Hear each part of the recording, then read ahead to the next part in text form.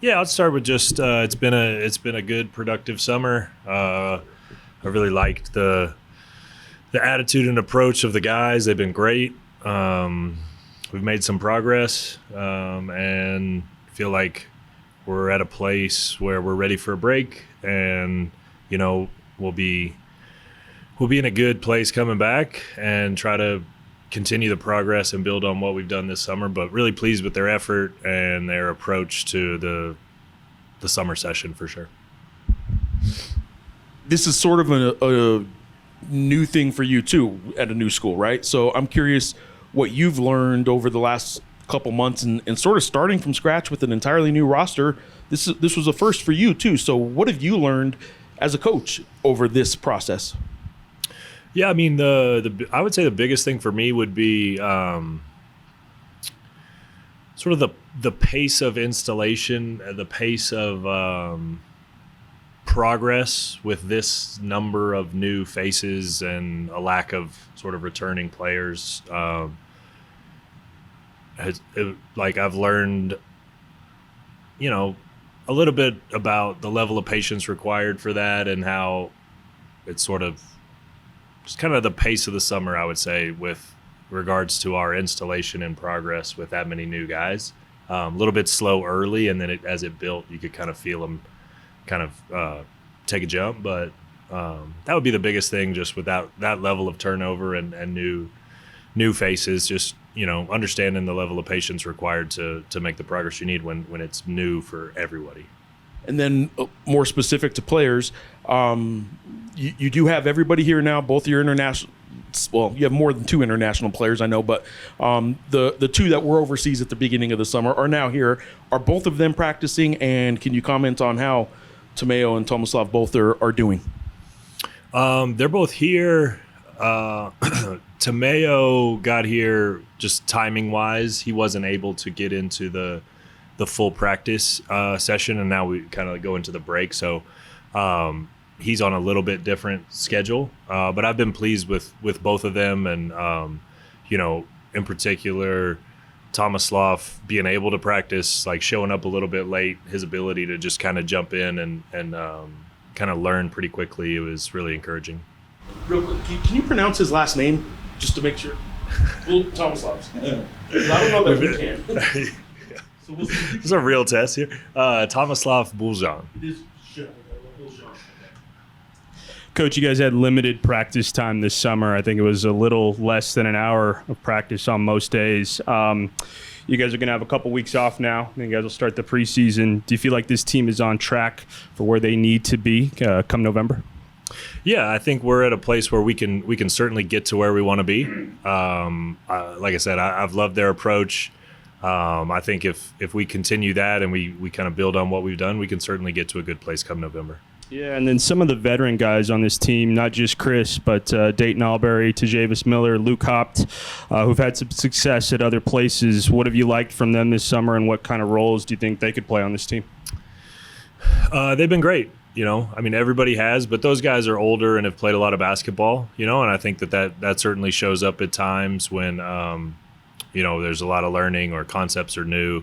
I think, the experience level, being exposed to similar concepts at different stops certainly helps those guys who've done this before in terms of the college basketball. But so they've been great, and I think that gives them a little bit of an advantage over maybe some of the less experienced guys. But, in terms of roles, that's all TBD. Like, it's really hard to tell where it's such an early phase of this. So, but everybody's doing a good job.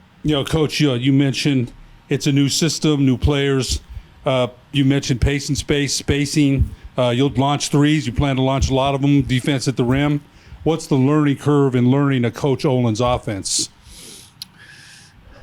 I think that's different for everybody, right? Which is part of the challenge when you have 13 new players is not everybody sort of processes information at the same rate, learns the same way. So sometimes it's guys do better with film or on the court, and we try to understand how everybody learns and then help them kind of get up to speed. So I would say that changes a little bit for everybody, but The way we like to play, we try to give a lot of decision making to the players, and so I think when you do that, and it's a little less predictable, a little less sort of XYZ exactly on what they're supposed to do, then that learning curve can be a little steeper. But once they kind of find the rhythm and the pace of what we're doing, then we kind of take off from there. So it can take a little bit more time. I think when we're in a situation where there's a lot of possessions, if we're playing 5-on-5 or whatever, where 9 of the 10 guys on the floor, sometimes all 10 guys on the floor, it's new. So I think that makes it more difficult when everybody's learning at the same time. So I thought the guys did a great job with it, really trying to focus on what they needed to do every day and bring a great approach. But it all just takes time and reps, and they're doing a good job. Coach, you can only learn so much about a guy through watching film. So now that you've, been hands-on with them for a few weeks now, who are some guys that kind of jumped out at you, or like, oh, wow, I didn't realize that, you're capable of playing at this level or capable of doing this? Yeah, I think that you're right that everybody's a little different than what you see on film. And, usually there's a little bit of that, oh, wow, like, in a positive way, and then there's usually something where it's like, oh no, we probably got to work on that a little more than we thought, right? So it's usually a little bit of both. I would say, there's no one where we're disappointed in their talent level or who they are as players. We feel really good about them. I think the staff did a fantastic job of evaluation in terms of bringing guys in for because of specific attributes or things that they brought to the table that we felt our team needed, and I think for the most part, our staff did a great job of that. So feel really good about like what we expected, and then the way guys showed up. And so I don't know that anyone is just like wildly different than what we expected. And I think that's more of a credit to the staff and their evaluation of guys. And then the VCU game, it was already under contract, but it was announced today. Can you just talk about the non-conference schedule, kind of how that's coming together, and for the remaining games that still need to be put together? Can you just talk about what you're kind of looking for out of those games? Yeah, I mean, VCU is a great opportunity for us. Obviously, that's a fantastic program and a great place to play. So we're excited about that challenge and opportunity that has a chance to be helpful in terms of our metrics and strength of schedule. And so, we're certainly looking for those opportunities. That's part of the process in scheduling is working out all the variables, the dates, the opponents, the strength of those opponents, how they figure into your quad 1s and 2s and so on, and those metrics. So scheduling's got its challenges for sure with all the variables that go into that, and that's something that we're working through, and we're getting closer and closer. But we still have a few more games to add to the schedule. Coach, you mentioned pace of play a couple times, which I find interesting because it seems like at this level everyone's got the physical tools to play here. Is what sets some of these guys apart in your own version of a depth chart the fact that they can pick things up a little bit faster, the scheme, the playbook, and all that? Is that what maybe has some guys rise above some others at this point? I think that's always a separator. I think the sort of mental aspect of the game and ability to process information, learn concepts, and apply them, like that's always a separator for everyone. I would say relative to this stage of where we are, it can be a little bit, because everyone kind of learns at different timelines. So the guys who maybe pick things up really quickly can get off to maybe a little better start, and sometimes other guys will close that gap as we go, because it takes them longer or whatever the case. I think that guys who really learn quickly have a chance to create roles for themselves earlier in their career than someone who doesn't learn as quickly. But I don't think that really changes ceilings and overall ability to develop and reach potential. It's just more affects their timelines. You've been here a little bit. I mean, enough to get your feet wet, get settled in your house and all that stuff. But is there anything about Albuquerque, about New Mexico, that just kind of caught you off guard, surprises you a little bit? Oh, it's been great.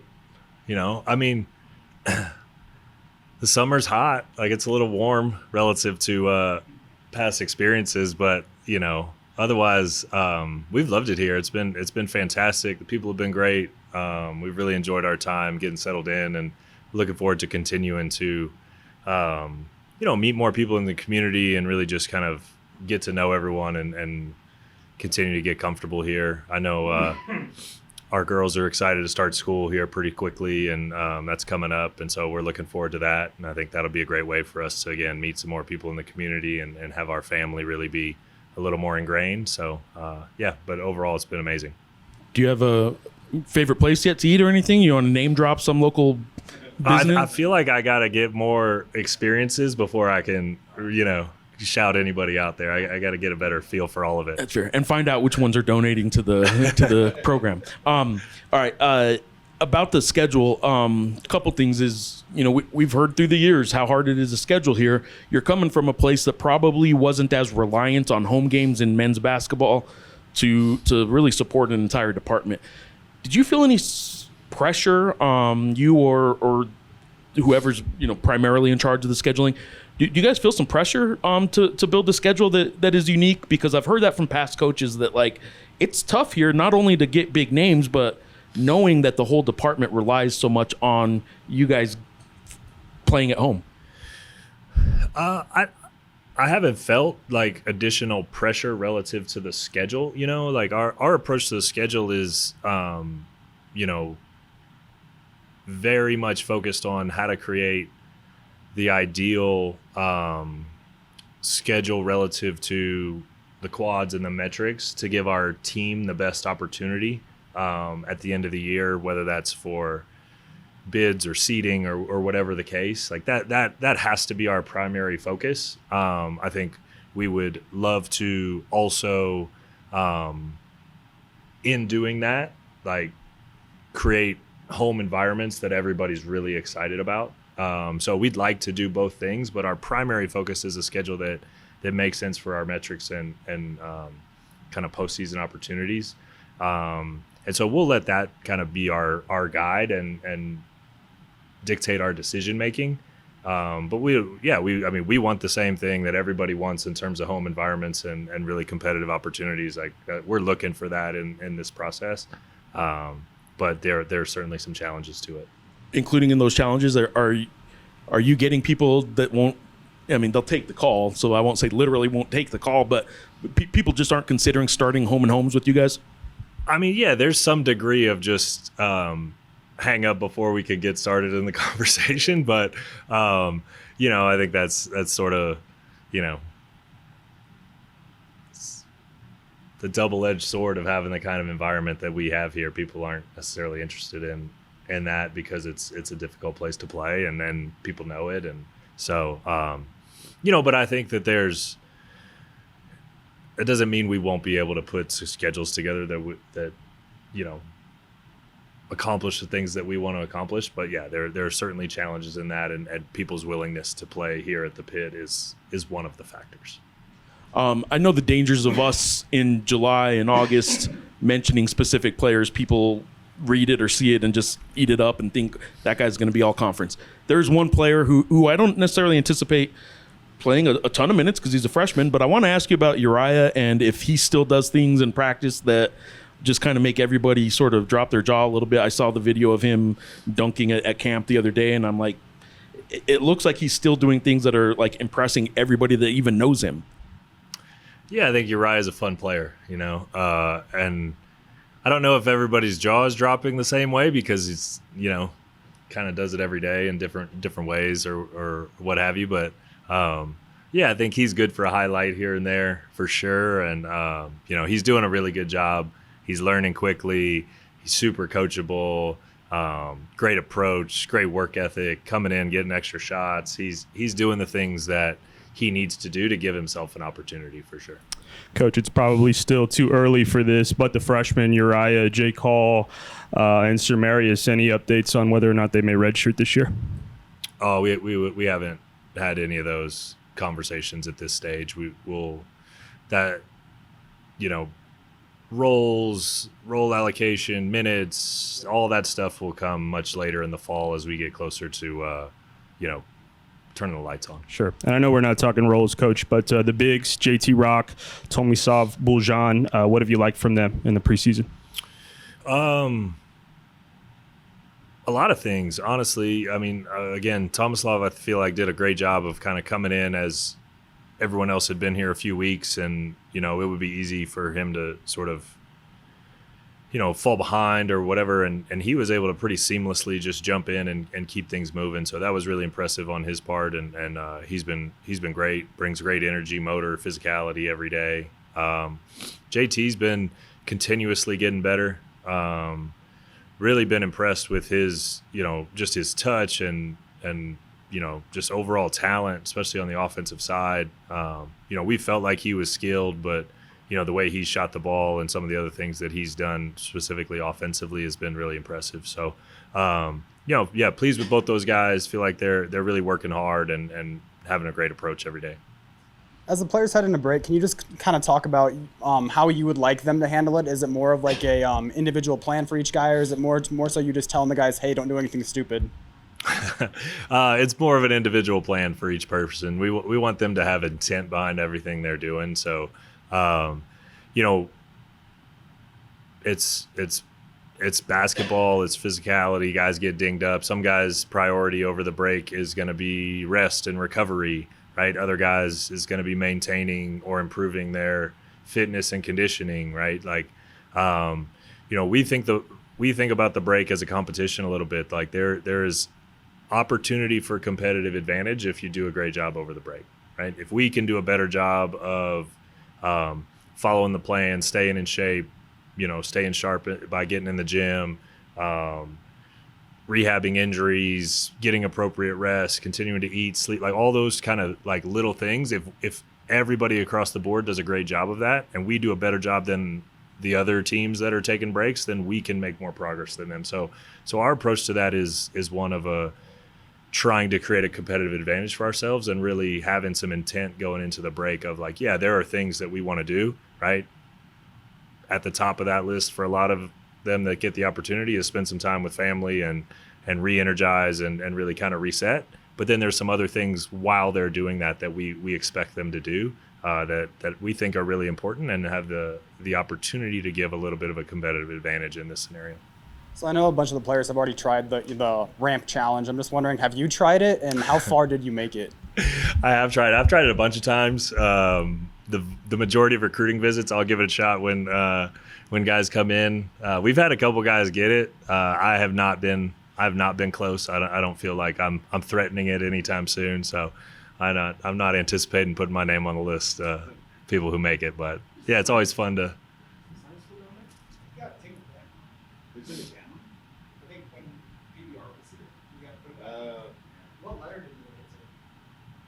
I'm not sure. I don't have enough detail on my ramp bowling, but I'll give it another shot here in the next few weeks, and I'll have a better answer for you next time.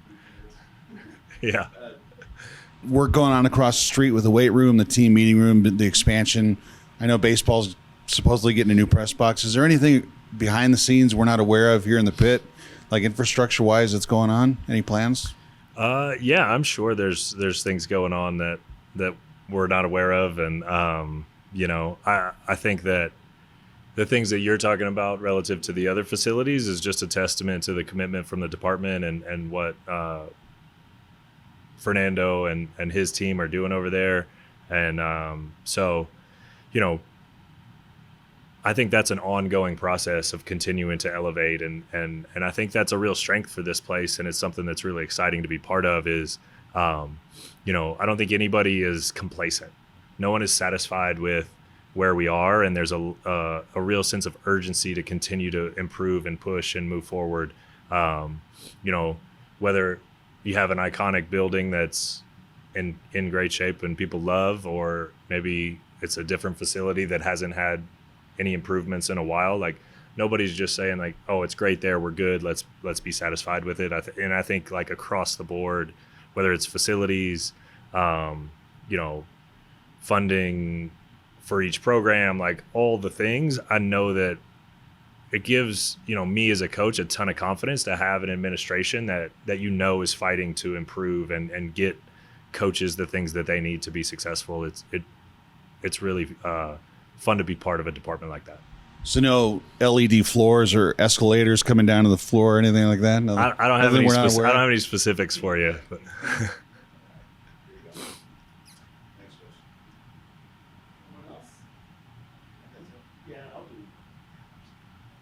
Last word from Jeff. No football at UC San Diego. You have football here now. I'm curious what that dynamic is like, watching, the town and the department sort of start getting behind football a little bit, and how well Jason Eck. Have you guys been able to go have lunch and dinner sometimes? Yeah, I've been able to spend a little bit of time with Coach Eck, and I'm fired up for Lobo football. I mean, I think that there's a ton of momentum there, and we obviously take a lot of pride in what we're going to put on the floor here for our basketball program, but we're excited for all the other programs. We want to support them. We want to see them be successful. And I think when we see the energy and enthusiasm that program has, and you can feel, I think, around town, the excitement for this version of Lobo football and what they're doing. I think that fires everybody up. And I think watching them, and I think we're all really excited to see what happens over there. But it's cool to be part of. Again, like, this whole department is something that I'm really excited to be part of. And what they're doing at football and all the improvements that people are making, like, it's something that I think gives everybody a lot of energy and a lot of excitement and to come and to work.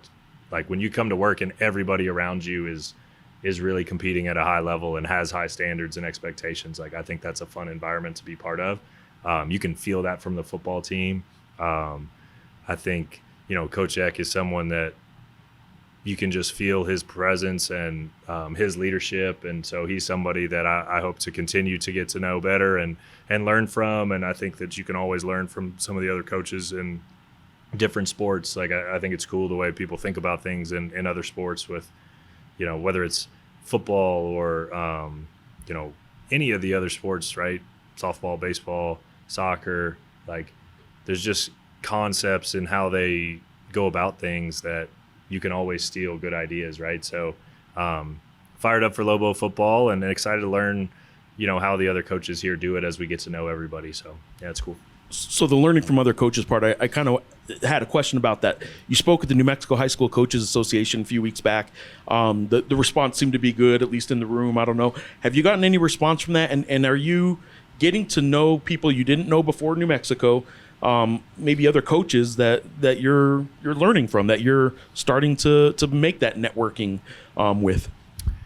Yeah, I mean, some of it is limited a little bit by time and schedule and those kind of things. But yeah, we've had high school coaches come to practice, some who were at the event that I spoke at. And, I don't think that's a one-way street, right? Where I go and speak at the high school clinic and then it's just them learning something about what we do. Like, I think that goes both ways. When we go watch a high school game, if we see something that they're doing that we think can help us, we'll steal it. Like, there's great coaches at every level of all sports, and it's not like you have to just look at college basketball or professional basketball to get good ideas. So I think that there's a lot of different ways to do this, and there's a lot of creative, smart coaches out there. And from talking to some of the guys here in New Mexico, I'm pretty confident there's some of those here in this state, and then that we can learn from them. And if there's things that they're doing that maybe